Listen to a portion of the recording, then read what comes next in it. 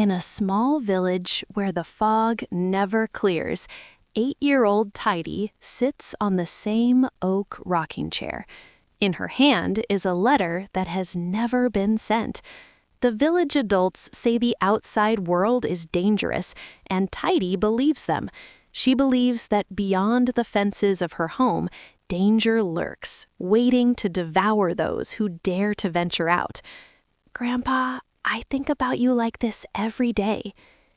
The wind rustled through the wooden fence. The sound of seashell bells tinkled softly like a whisper. The azure forest outside didn't roar, but it whispered a question echoing in Taidy's heart. Not the question of, "Can I go?" but the question of, "If I make a mistake, will anyone still be waiting for me?" And that's why this little girl still sat there, with a letter filled with longing, but still empty of fear. "Grandpa, what if I go out and make a mistake, Grandpa? Grandpa, I miss you so much." The letter in Taidy's hand looked like an ordinary piece of paper, but for the 8-year-old girl, it was heavy, heavier than her small arms could describe. Not because of the words written on it, but because of the words she still didn't dare add.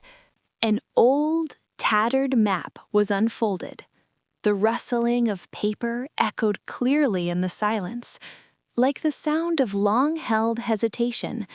The path on the map didn't seem dangerous, but it was full of question marks that no one had answered for Taidy. "Taidy, the Golden Mailbox, if I send it here, will Grandpa really hear me?" Taidy gazed at the dark and winding path. Her heart began to ask the same question over and over again. Not the question of, "How much I miss you," but the question of, "Are you brave enough to make a mistake?" For Taidy, sometimes mistakes seemed more terrifying than having to face loneliness alone. What if I trip and fall? What if I lose the letter? The moment Taidy's feet touched the grass outside the fence, her heart started beating faster. This place wasn't as scary as she'd imagined, but it wasn't familiar enough to feel comfortable either. And that's when a little miracle happened. "Oh, is this really outside the fence?" A dull gray rabbit leaped out of the mist. The hourglass around its neck gleamed softly. Not rushing, not urging, but a gentle reminder. It didn't speak, but its eyes were about to tell a story. "Taidy, oh, who are you? Or are you a monster in disguise? You see my sadness, don't you, Barnaby? That hourglass, does it mean my time is running out, waiting for courage?" A memory floated from the rabbit's eyes. A little girl sat crying alone, not because no one loved her, but because she didn't dare step out into the wider world. Barnaby nodded slowly and pointed towards the valley. Sometimes the best companion isn't the one who talks a lot, but the one who sees us on the days when we don't dare look at ourselves. As Taidy stepped into the azure forest, the trees around her began to rustle. Not the sound of rustling leaves, but the strangely familiar voices. Voices that sounded like warnings, yet like judgments, repeating over and over until her heart began to tremble. Voices of the trees, in harmony. "You won't make it, little scared one. The wind will blow your letter away. Taidy, stop, don't say that." The fog thickened every time Taidy hesitated. The more she listened to those voices, the more the path ahead blurred. Sometimes fear doesn't push us away, but it slowly makes us stop walking, without us even realizing it. Caution is a prison you've built for yourself. Taidy, in a trembling voice, I just need to be careful. Barnaby, I was so scared I couldn't see my own feet." Barnaby didn't say anything, but an image flashed through his eyes. A little girl stood in the storm, defying her fear to save a baby bird about to fall from its nest. Taidy looked at the image and slowly lowered her hand from her ear. She suddenly realized that courage wasn't something to be acquired. It was something she already possessed. And if she stopped walking because of those sounds, she would be trapped in this forest forever. Taidy, after seeing the image, "That's right! I was scared then too, but I did it!" Before Taidy was a bottomless abyss. An old rope bridge swayed in the wind, as if deliberately testing the heart of whoever stood there. For a little girl, simply standing there was like facing a question too big for her age. Taidy, "Good heavens! This isn't a bridge, it's just threads." The wind picked up, but the voice in her heart was clearer than ever. Taidy thought of the same rocking chair. She thought of the days she chose to sit still because she was afraid of making a wrong move. And she knew that if she turned back now, she would still be the same child who never knew how far she could go. Taidy murmurs, "Grandpa used to say, courage isn't about not being afraid, but about doing it while you're afraid." Taidy shouts, "I'm going to take a step now. 1, 2, 3. Taidy's foot touches the rope. Her heart pounded, but her legs wouldn't back down. The bridge still sways, the wind still blows, but one girl has already taken a step away from where she started. And sometimes confidence isn't about knowing whether the destination is safe or not, but believing that we ourselves won't stop halfway. The destination Taidy dreamed of stood majestically amidst the golden mist. It was beautiful, as if it had been waiting for someone for a very long time.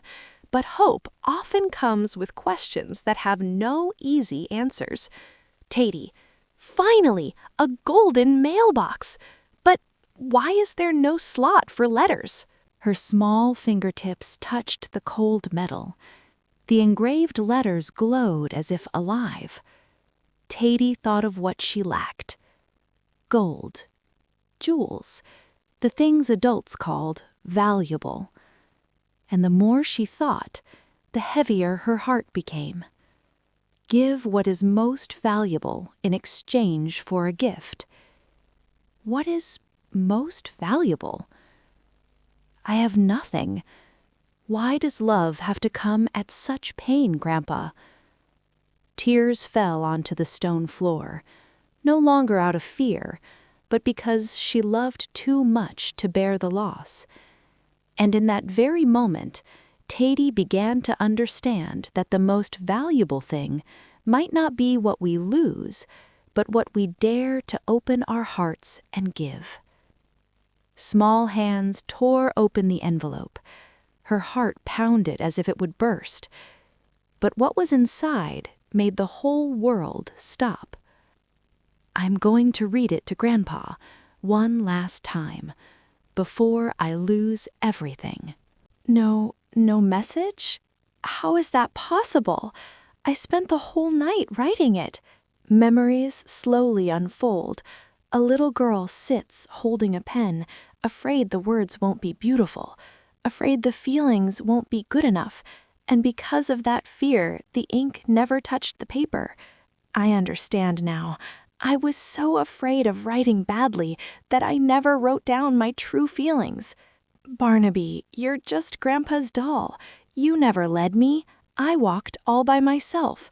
Barnaby never spoke, never walked, never guided anyone, but he was there to make Taidy believe that she wasn't walking alone. And finally, the little girl realized that the most valuable thing wasn't beautifully written words, but the courage to accept her own feelings and move forward with a true heart. When the answer became clear, fear began to have no place. Taidy saw the path she had traveled, not with her eyes, but with a heart that understood itself for the first time.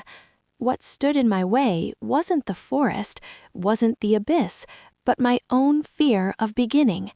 I don't need to send this letter anymore, because Grandpa was there every step I took.